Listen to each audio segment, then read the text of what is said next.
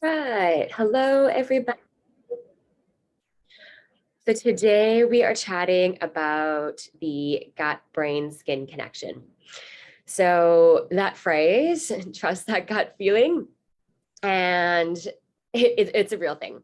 So it's also one of those things, I don't know if you guys have experienced this, but getting a nervous poo. So sometimes if you like have a presentation at work or you're doing some sort of speaking, you'll have to run to the toilet.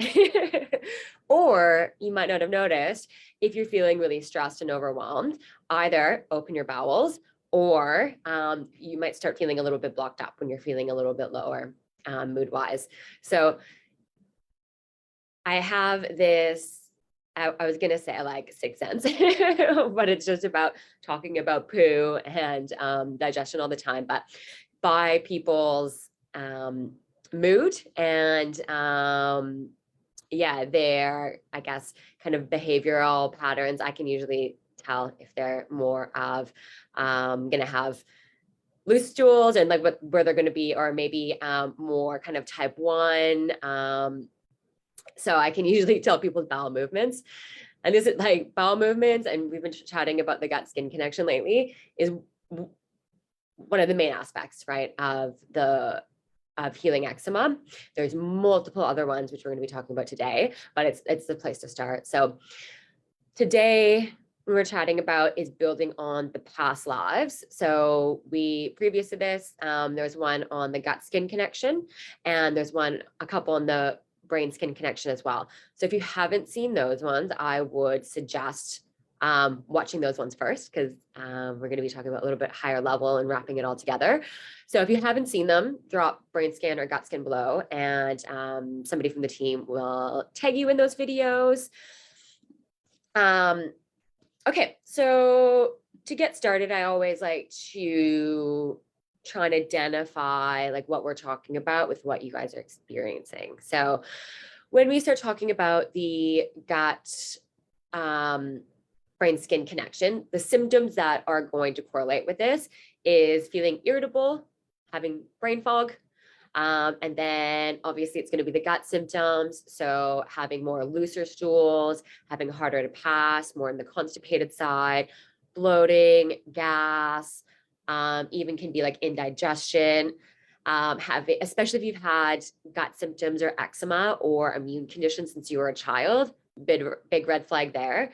If you have food sensitivities, if you get hay fever, seasonal allergies, and the big ones, obviously recurrent infections, either in the gut, on the skin, and also dandruff too. So the problem here is that, well, actually, let me know, drop a 1 below. And obviously rashes, sorry. Drop a 1 below if you experience 3 or more of those symptoms.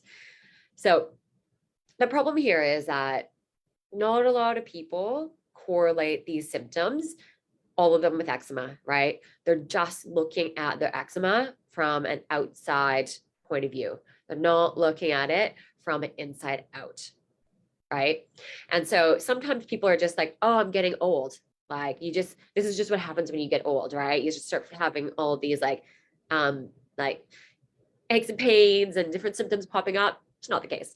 And then sometimes people are like, when I speak to them, they're just like, oh, that's not normal.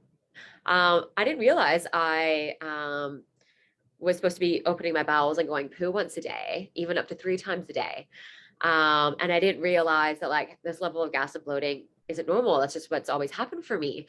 So what happens is that when you're experiencing a lot of these symptoms, that just becomes your baseline and your normal.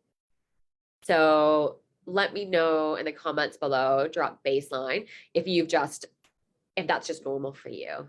And it's interesting actually, because it's a really great coping mechanism and your body just adapts to that, right? And that's where a lot of people, if you've had chronic eczema, your baseline is, oh, I just have always had these rashes, I just get by. So that's an interesting one. And a lot of times people don't realize that when they're highly stressed, are really anxious, and maybe there's a lot of just like that subconscious, like overwhelm and anxiety, when I was talking about the different eczema personality types, they didn't realize that like overthinking, over planning, controlling, busy, go impacts, that's their nervous system, impacts their gut, and impacts their skin, right? So living on autopilot, and they didn't realize the impact on the gut. So all of these symptoms I'm talking about are increasing to that eczema flare-up bucket of inflammation. Have you seen that video? Because I talk about, if not, drop flare-up bucket below. So when I talk about your body as being a flare-up bucket, all of these symptoms are adding to that flare-up bucket of inflammation. They're all signs that your body, that there's dysfunction in different areas of your body. Does that make sense? So I'll chat about where to start a little bit later on, but I just kind of want to give you guys an idea that all of these symptoms are impacting your skin, right? And if you just ignore all the symptoms, they just get worse, right? Because it's the body's engine light going off saying, hey, there's this dysfunction, right? And the symptoms don't just go away. And so we need to be understanding, okay, what are these symptoms telling us? And then where do I start? And it is hard, I get it, because there's so much conflicting information. We have so much access to information as well.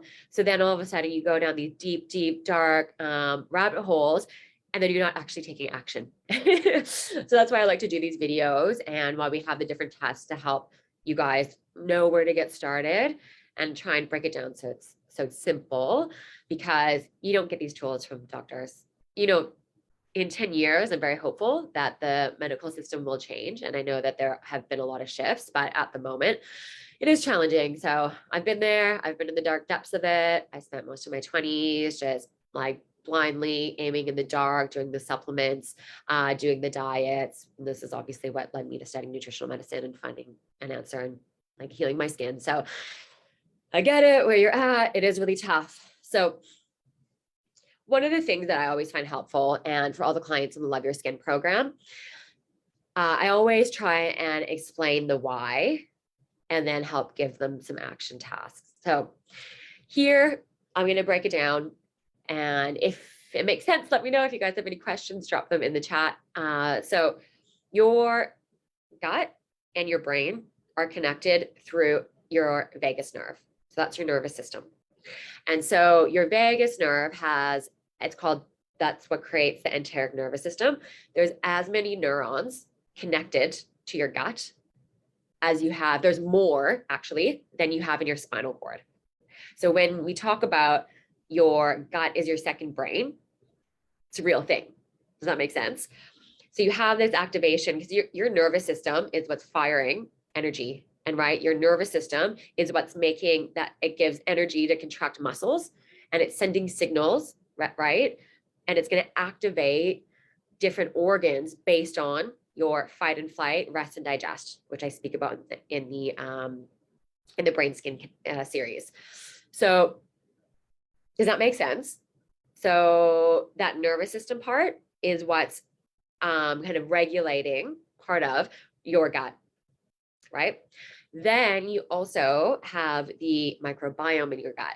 So this is the rainforest and the balance of the hopefully majority good. There's always going to be opportunistic bacteria and yeast and fungi and parasites, but you want them in low levels.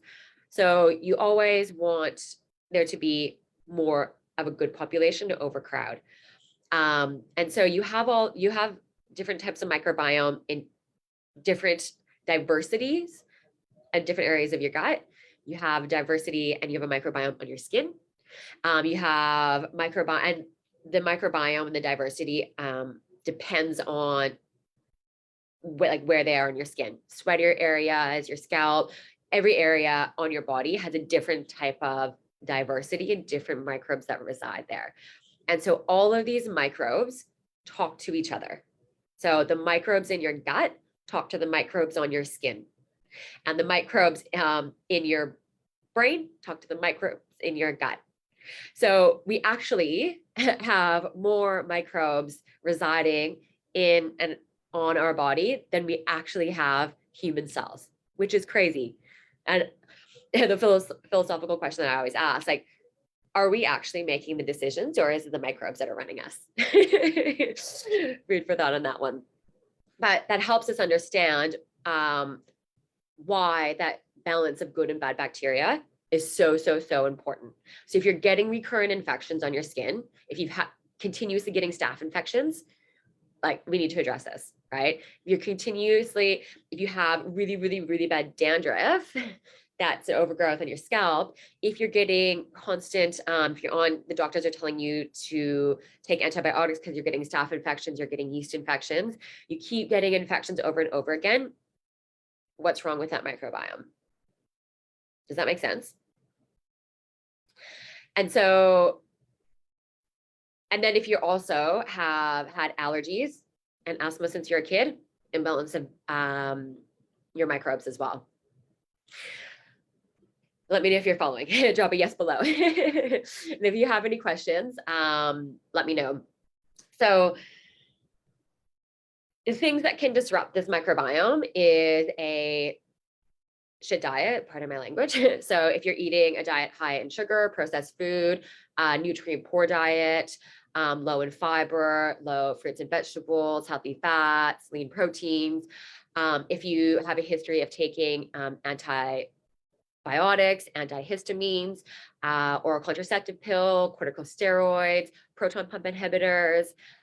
If you have a history of chronic stress, anxiety, drinking alcohol is a big one. All of these things are going to disrupt that balance of good and bad bacteria. Yeah. And it's going to be more favorable and create an environment for the bad bacteria, which cause direct inflammation. So I know that might seem overwhelming, hearing all those symptoms all of those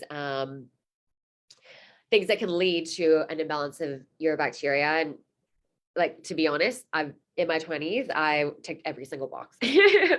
So when you look at your history, right, and you're like, oh, okay, I've been doing all those things. I wasn't creating an environment for my microbiome and my immune system to thrive. Oh, this is where there's that imbalance. Does that make sense? So the good news is that there's lots that you can do to fix that.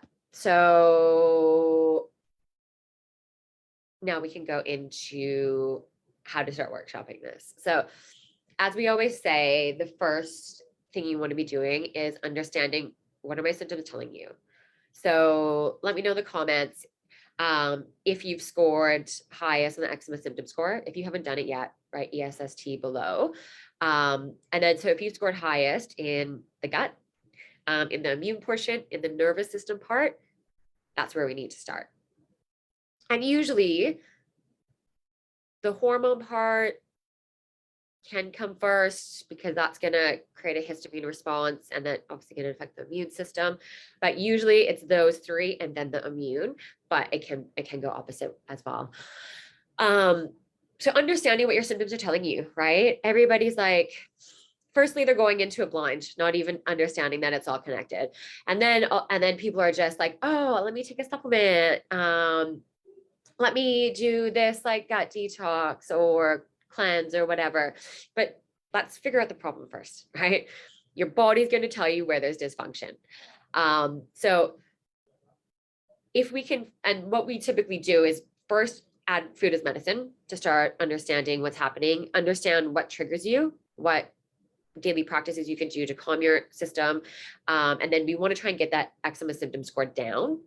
And when we do that by adding food as medicine and doing daily practices, we can always reduce that eczema symptom score.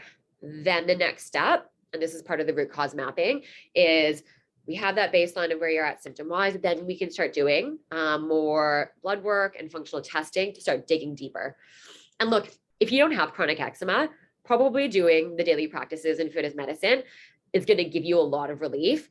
If you've had chronic eczema for 6+ months, history as a child, had it for years, and it's snowballing and getting worse, then there's definitely going to be a lot of imbalances, and there's multiple root causes and contributing factors. So that's when we start digging deeper and then understanding, okay,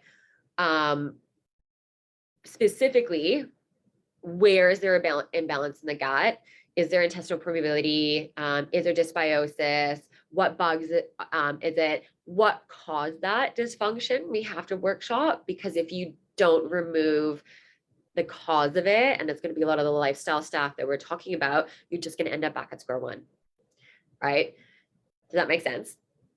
So essentially, we want to remove the sources of inflammation that disrupted the microbiome. When we're specifically just talking about the microbiome here, there's multiple different things with eczema, but just the microbiome, which we spoke about before. And then we want to support the microbiome and repopulate it, right? So we can have the messaging with the good bugs and reduce the amount of inflammation from the overgrowth. This is higher level. So if I'm losing anybody, let me know. And then it's not just about taking a probiotic. Look, probiotics can help, but if you've been dealing with this and you have chronic inflammation, you have to do a lot more. So disclaimer on that one. And then we have to regulate the brain-skin connection, right? So I've spoken to you about how your nervous system is what connects the brain and the gut, and then the skin, right? Is it's all making sense and wrapping it all together. And regulating that nervous system part is so, so, so crucial. And so if you're just, doing a diet, if you're just taking supplements, if you're doing these gut cleanses and you're not addressing the brain-skin connection, do you see how you're going to end up back at square one? And I see this a lot with clients where they're like, oh, I've gotten some relief. And then they'll come back and they'll be like, oh, it got way worse, right? Because they didn't take the barriers to heal away. They didn't line the eczema healing pillars and get their body in a state to heal first. So it's really, really important to be looking at the body as a whole. Does that make sense? Right? It's not just your skin. It's not just your gut. It's not just your brain. It's not just your hormones. It's everything put together. And you have to do it in a sequential order. And the cool thing also about the world that we live in and healing eczema is that there's always more tests that we can do. And there's always, there's this baseline process that we look at. And then, there's also looking at further testing, because if you've had eczema for like 10 years, a lot of people that are in the Love Your Skin program have had it since they were a kid. There's a lot more going on, and we dive deep into looking at like further hidden infections as well. So you have to have a system. Having support is really helpful as well. And we need to be looking at the body as a whole. Does that make sense? So I would love to know in the comments your main takeaway, because it's always good to get a base of where you're at. And, you can consume all this information, but it's what you're actually going to take away and what you're going to do. So I'd also like to know an action. If you haven't done the eczema symptom score, highly recommend doing that. And then watching the other BrainSkin videos as well. If you would like to workshop and chat with one of the members of the team about potentially which area is either keeping you stuck or you need to start focusing on, you can drop let's chat below and one of the team will reach out. I hope that was helpful. And that was higher level today. And if you have any questions, always reach out. And next week, we're going to be chatting about common gut healing mistakes. So stay tuned for that.